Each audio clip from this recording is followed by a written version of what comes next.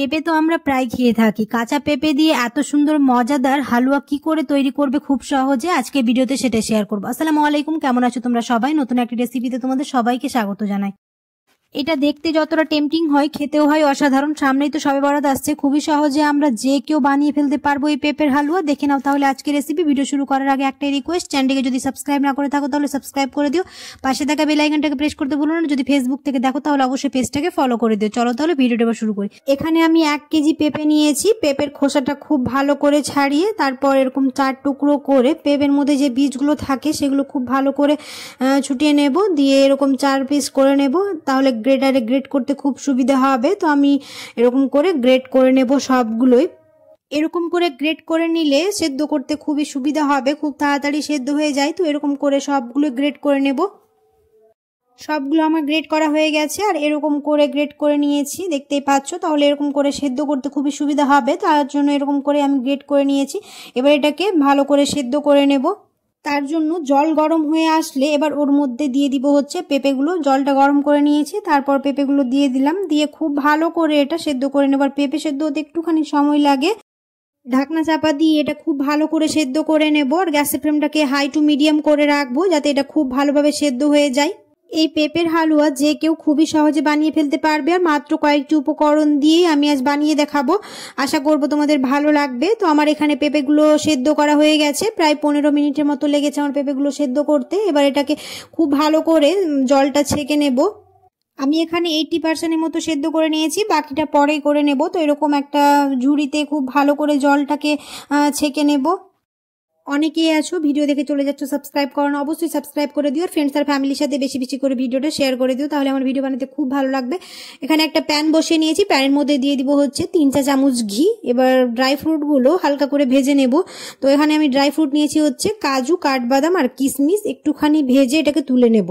এখানে তোমরা চাইলে ড্রাই ফ্রুটগুলো এমনিও দিতে পারো, আমি ভেজে নিলাম, তাহলে এটা খুব ভালো লাগবে খেতে। আর ভাজা হয়ে গেছে, এবার তুলে নেব।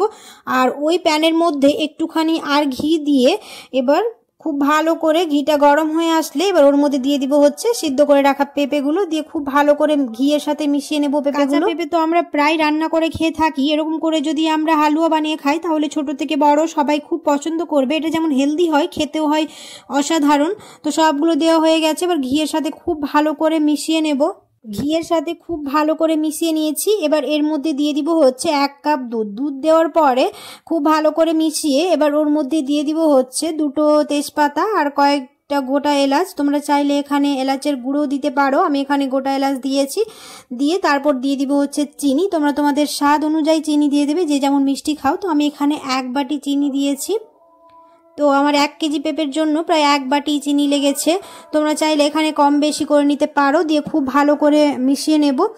আর এর মধ্যে এখন দেব কালারের জন্য ইয়েলো ফুড কালার। তোমরা চাইলে এটাকে স্কিপ করতে পারো। তো আমি এখানে ইয়েলো ফুড কালার দিয়েছি, তাহলে কালারটা খুব ভালো আসবে। জলের সাথে একটুখানি মিক্স করে দিয়ে দিলাম। দিয়ে খুব ভালো করে সব কিছু একসাথে মিশিয়ে ঢাকনা চাপা রেখে দিয়ে মিডিয়াম টু হাই করে রাখবো কিছুক্ষণ, যাতে এটা খুব ভালো করে পুরোপুরি সেদ্ধ হয়ে যায়। তো এবার ঢাকনা চাপা দিয়ে কিছুক্ষণ রেখে নেব।